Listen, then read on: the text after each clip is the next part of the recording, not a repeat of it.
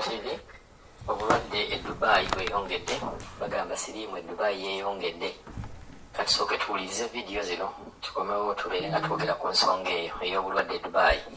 Njagala kwogera ku vidiyo gye nashalinze omuvubuka ng'agamba nti abantu abasinga balina Siriimu mu Dubai.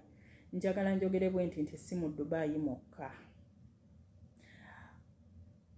Abantu abasinga abakola wabweru kamubeere muno mu Kuwait, kamubeere mu Saudi Arabia, kamubeere mu gundi mu Dubai, abaana abasinga abakola wabweru bali 80% tebali safe. Abakola mu biyumba 80% bali safe, naye balina okwegendereza. Abaana mu biyumba okutandikira ku myaka 18, 19, 17, 20 batawanya nnyo abakozi. Okutandikira ku myaka 4, 5, 6, 7 batawanya nnyo abakozi. Abo baba muzeeyi abo batawanya nnyo abakozi. Nze kyakantuukako emirundi ebiri. Omusajja lumu yanzija bulungi nnyo ku woofiisi n'antwala. Njagala mbabulireko ku bino ebintu. Kankubulira muganda wange bw'obanga oli mwana wa buwala ekintu ky'otakolanga teweegattanga ne boosi wo. Wakiri yakuzayo ku woofiisi naye teweegattanga na boosi wo. Omusajja yanzija waka n'antwala bulungi nnyo ewaka we. Twagenda mu mmotoka ng'agenda ngamba nze nakolera simanyi natambulanga mu Africa, simanyi nasanganga abawala, natambula ng'anyumyanyumya agabozi mpulira tegakwatagana. Ne mugamba nze siri omu ku bawala be wasanganga, nze ndi wanjawulo. Kati omutima ne gunkuba ne ngamba kankubira omusajja gye nvudde ku office, kyenva mukubira ne mugamba nkubuulire omusajja ono alabika ntwala naye gy'antwala agenda kunsumbuwa. Omusajja yangamba nti tagenda kukaka wabula gwe ky'oba okola genda bwakulemerako kubanga lwali lwa Friday lwali lwakuna naye ng'enkera Friday tebagenda kujja kola kati nga nina kudda ku Lwamukaaga nangamba ojja kudda ku Sunday. Ngenda bwe twatuuka omusajja teyaddamu kuntawaanya yankwatako ne mugamba tonkwatako ne nekyanga okukubira omusajja oli essimu. Kati naye natambula ngamba omusajja ono tansuula mu kkubo. Mukama n'abeera wa kisa alabika omusajja yagenda ali convinced nti ngenda kukkiriza oba nja kukkiriza bw'anaatuuka yajja kunconvince nga nzikirize. Kati ne tugenda bwe twatuuka omusajja mukazi we yali asula waggulu omusajja asula wansi nga mukazi we ayina omukozi naye ng'omukozi oyo tajja wansi. Kakati bwe tutuuka omusajja n'aŋŋamba bwe twali ku office yaŋŋamba ayagala muntu kumunyiga masaji. Bannaye mumpulirize bino ebintu nti ayagala muntu wa kumunyiga masaji. Omusajja bw'akugambanga nti kumunyiga masaji manya ayagala kukozesa. Kye muba mumanya nti ayagala kukozesa. Akati nze saamanya omusiru wo ffe tumanyi nti nobeera n'omusajja omusajja yenna tetukirabamu buzibu. Obeera ne innocent mind tomanyi nti Uganda bannaye mujebale mwenna gye mukola. Bannange twegendereze mu Dubai Siriimu mwali. Naddala ffe abali mu Dubai. Weewaayo n'osindika CV ku email n'onoonya omulima n'akuyita n'ogenda ku interview n'ozikola n'oziyita. Naye wamala ogenda ku medical n'ogwa medical. Ffe abakolera ku ddwaliro tulaba abaana buli kaseera nga bagwa medical lwa Siriimu. Bannange twekuume. Abaana abali mu Dubai Siriimu mwali. Abaana bali ku visit visa waneeno balina Siriimu bangi. Weebaka naye nga tomukebeza ayina Siriimu tomukebeza mwambale obupiira. Tulumirirwa obulamu bwaffe ffenna bannayuganda. Abaana Siriimu muno mwali mungi nnyo nnyo nnyo. Weewaayo obudde bwonna n'obumala n'oyita interview tukogenda ku medical ng'ogwa medical. Siriimu mwali bannayuganda mu Dubai. Tutukolera ku ddwaliro ne tulaba abaana buli kaseera nga bagwa medical lwa Siriimu. Ate olugwa medical bakutikkirawo ne bakuzza e Uganda. Ebbugu mulingi naye bannaye twegendereze tukuume obulamu bwaffe Katonda abakuume maanyi g'abantu. Ya vidiyo ezo nga muziwulidde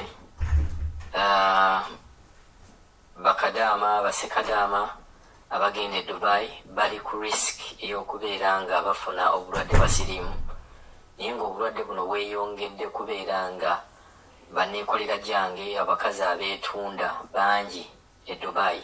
Kyobola bekikwekweto bakola ekikwekweto okusobola okubeera nga bajjawo abakazi oba abawala abeetunda e Dubai bansonga obulwadde bwali buyitiridde. Obulwadde buno buva ku nsonga nti Dubai yo si be balinga abasaudi nti abantu abagende basooka kwagala kubeera nga babacekinga obulamu bwabwe butuuse. Engeri Dubai gyeri nti nsi ya business, nsi ya mabusiness, nsi ya kutradinga. Kati bantu bangi abasuubuzi bangi nnyo abeeyunira okugenda e Dubai, kitali ku Saudi ye kitonotono. Kati bantu abo bagenda okucakala, okusuubula, mwe mubeera abantu abalwadde, ate jjukira nti bo tebaagala kumanya oba oli mulamu oba toli mulamu, bo batwala butwazi.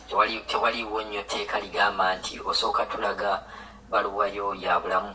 So obulwadde bweyongedde, kati okugatta Bedspace mulabye abawala bangi abavuddeyo n'abasajja abavudde ne bagamba nti obulwadde babufunira mu Bedspace. Bedspace eyo ekoze kyamaanyi nnyo okubeera nga eyongera okusaasaanya obulwadde. Engeri gye babeeramu abangi, bagenda ne babeera nga bali mu bangi, oli atwala butwazi wali mukazi oba musajja mu ka Bedspace ke nga kiggwerawo mu kakatene kaabwe.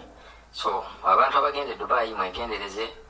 Nabano simanyi oba olina omukazi e Dubai n'avaayo oba omusajja e Dubai n'ajja buzi e Uganda ne mutandika okwegatta nga tosoose mukebera kulaba bulamu bwe. Ekintu ng'ekyo temukikola. Omuntu oyo yenna bw'aba yagenda e Dubai n'akomawo, sooka omukebere olabe obulamu bwe buyimiridde butya. Otherwise oyinza naawe okubeera ng'osiigibwa obulwadde bw'abajje e Dubai.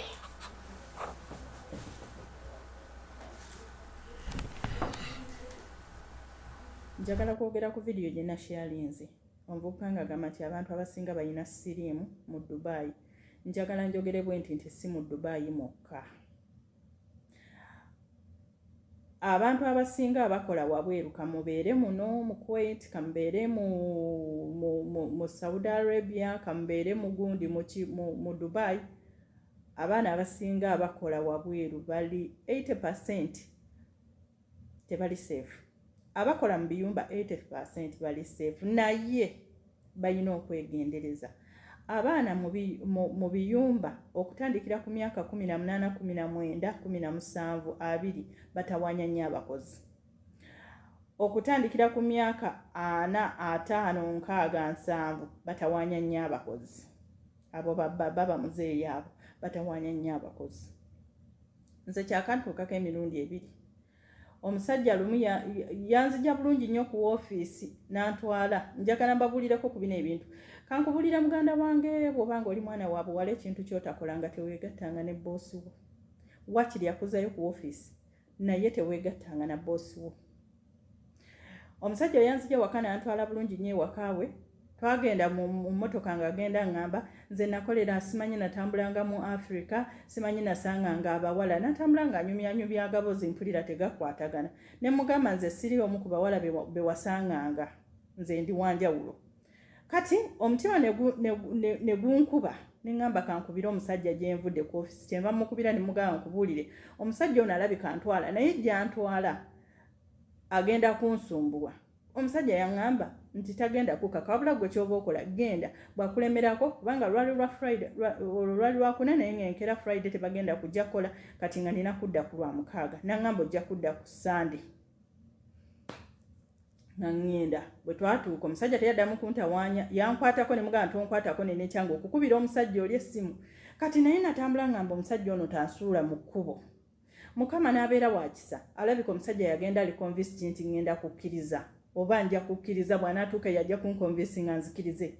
Kati ne tugenda. Bwe twatuuka omusajja, mukazi we yali asula waggulu, omusajja asula wansi, nga mukazi we alina omukozi naye ng'omukozi oyo tajja wansi.